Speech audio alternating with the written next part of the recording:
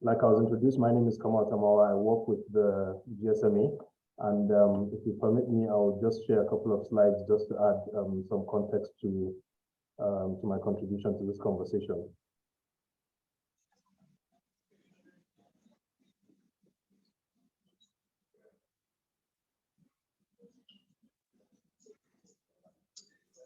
So the subject of e-government and generally the digital ecosystem is one that is very, very broad.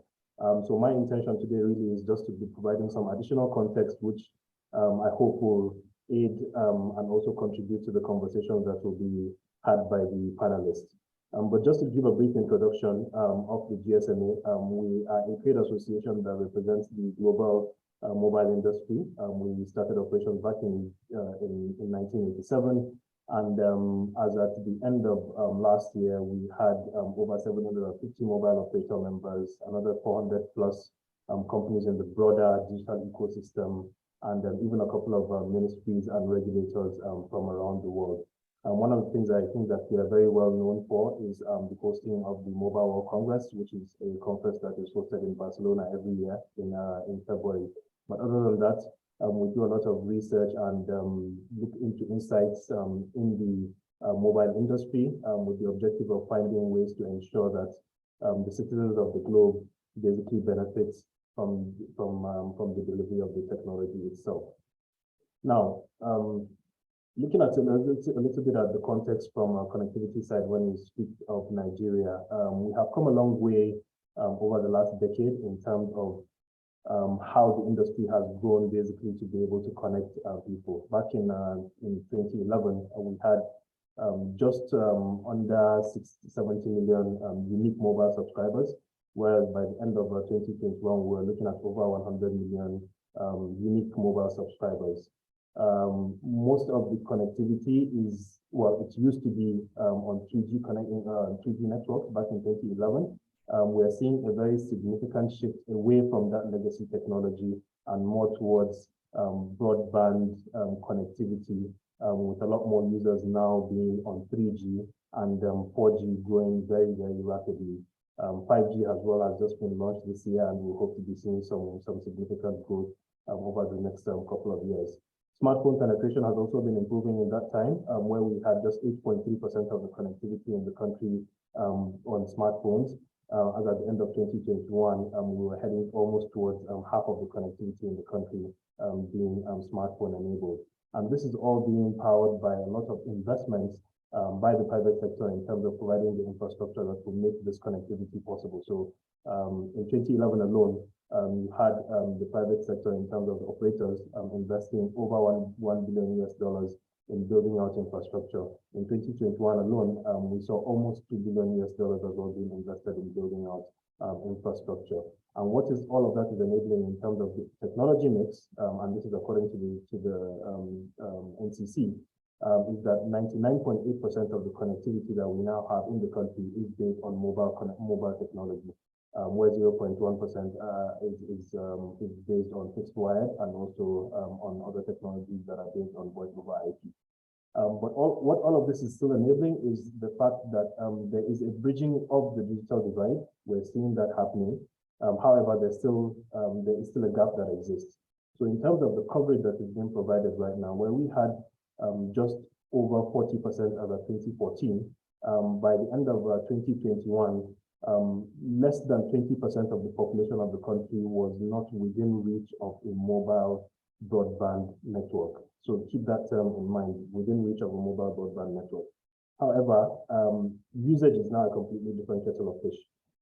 So where we had about 46% of the population, even though they were covered, not using the services being provided by the coverage, by the end of 2021, that number had risen to 56%. So the usage gap itself had actually increased. Connectivity was being provided, but fewer users were getting online, basically. That's what it means. Now, to add some additional context to this, and basically looking at Nigeria against some of its regional peers, it's a trend that we're seeing across sub-Saharan Africa. So when you compare, for example, Nigeria with the sub-Saharan Africa average, you'll see that we are basically meeting similar numbers in terms of coverage, the number of the percentage of the population that is actually connected, and also the usage gap. So in the chart, for example, that I'm showing, in the chart that I'm showing, the orange basically represents the usage gap. So in other words, that represents the population of each of these regions that is actually covered by a broadband network, but is not using the broadband network. So as you can see, there's a lot more people that are actually not online, even though they are being covered by a network, by a mobile broadband network.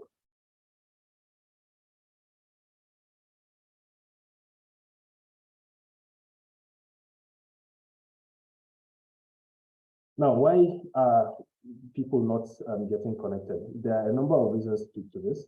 Access itself is an issue. Like I highlighted, there's still an 18% coverage gap, which means that 18% of the population still remains uncovered. Now, this doesn't mean that there's a particular segment of the country that is entirely remaining uncovered. It just means that across the entire country, there are pockets of areas that still remain unconnected in terms of infrastructure not being available and networks not being able to reach. But otherwise, the larger reason for why people remain unconnected are really user-related problems. Affordability is a huge problem. Many people are not able to afford the devices they need to access the internet and access the networks, but then also affording the services themselves as cheap as they are is also something of an issue. Having the digital skills to be able to use the access that is being provided is a problem. There are sentiments around safety and security when it comes to getting online. So there are risks that people are concerned about in terms of harassment, theft, fraud, and online security-related issues. And then there's just generally a culture of not understanding the relevance of access to the internet. And this, I think, is probably more than half of the problem, really. Many just do not see the need for them to be able to invest in connecting to the internet and also to mobile networks at all, in any form. Now, like I said earlier, at the GSMA, we do quite a lot of research into the trends within the industry. One of the things that we maintain is called the Mobile Connectivity Index. So it's an index that we've developed, which basically helps to quantify the barriers to mobile internet access across 4 key enablers. So these are infrastructure, affordability, consumer readiness, and content and services. And it covers about 170 countries over a period that starts from 2014 and ends in 2021. Now, I say this because I want to use this to basically highlight some of the connectivity-related issues that we have in Nigeria. Nigeria scores 54.4%, 54.4 on the index as at the end of 2021. And this is actually an improvement on previous years.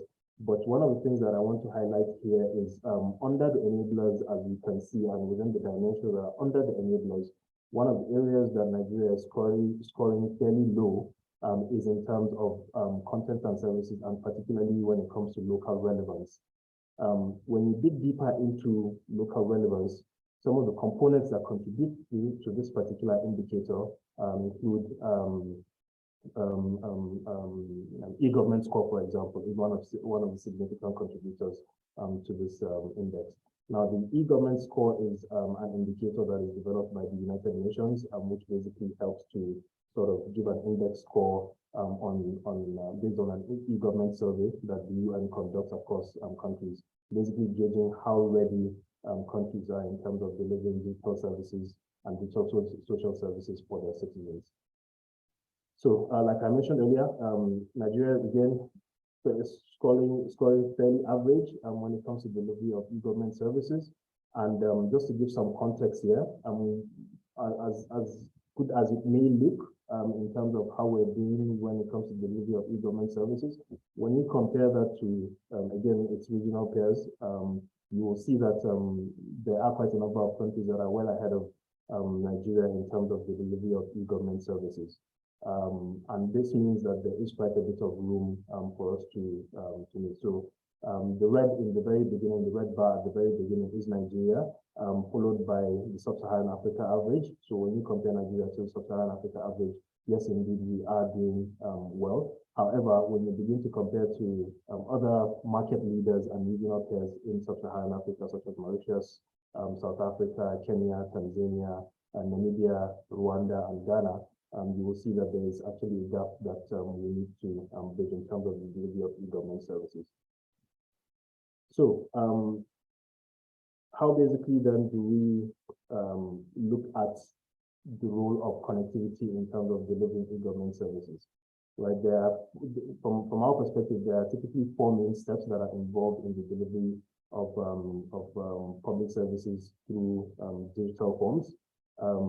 It begins, first of all, by providing digital access. So there needs to be some sort of network coverage that is provided, first of all, for people to be able to connect and gain access to the service that is being provided by a government, for example. Then there needs to be some sort of authentication. So, you know, there's security, there's layers of security that are provided in terms of being able to have access to those services, because there are sensitive bits and pieces of data that are being exchanged between the service provider, which in this case is the government, and obviously the citizen here, the government, the user. Typically, there are some forms of payments that are included, that are involved, and so therefore providing platforms such as mobile money allows citizens and businesses to be able to pay for these sort of public services remotely without having to physically visit either an office or a bank or such other physical forms of payment. And then finally, just to ensure that we maximize the adoption of digital public services, it's very, very critical and important to digitalize the entire journey from end to end.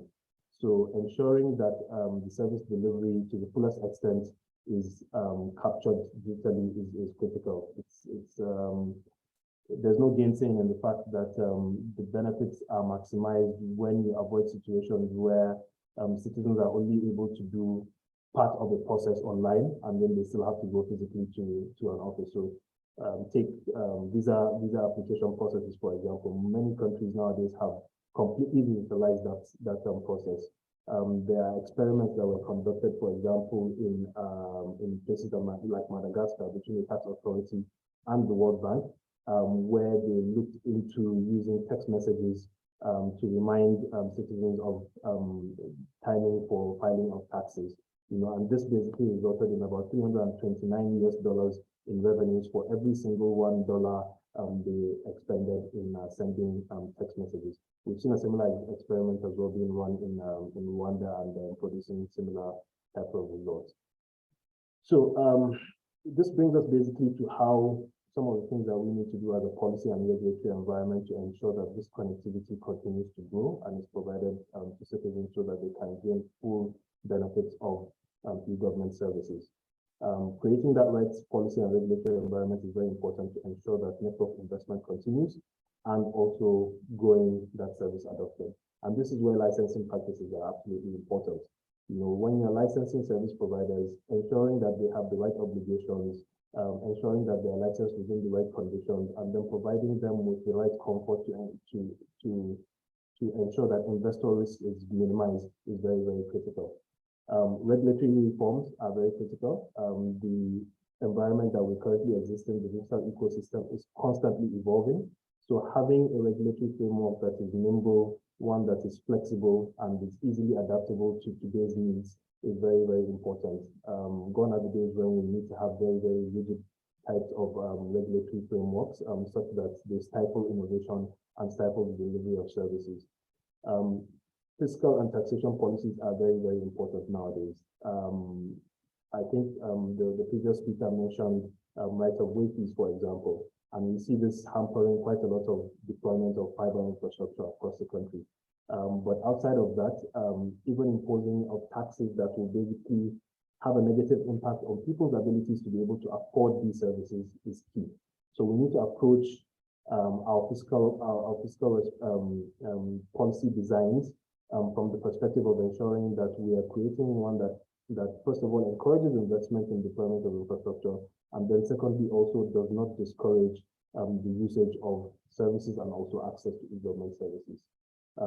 Devices, like we mentioned earlier, are a key component of the reason why people are not able to have access. So creating an environment where devices are affordable, be it through, for example, the reduction of import duty taxes on devices. Are we creating the right environment, for example, for manufacturers to build plants in Nigeria, or even to build manufacturing companies here in Nigeria when they produce the devices? These are some of the approaches that we need to take when it comes to looking at devices. Then also the approach of using regulatory fees as a revenue generating activity, again, also is one that does not encourage great investment in the sector, and also basically increases regulatory risks and investor risks. So approaching regulatory fees from the perspective of only recouping the cost of delivering that regulation is very, very key. And this speaks to items such as spectrum. When we are awarding spectrum, it's very important that, yes, we view it as a scarce resource, but also awarding it should not be seen as a revenue generating exercise, but more one to facilitate greater connectivity so that the citizens gain greater benefits. The Universal Service Fund has existed for a very long time. Much of the focus has been on building out physical infrastructure. Step back to say, how do we repurpose this Universal Service Fund so that we are now addressing today's problems? As I have highlighted earlier, coverage is now, pretty much 92% across the country. 88% across the country. How then do we bridge the remaining gap? But then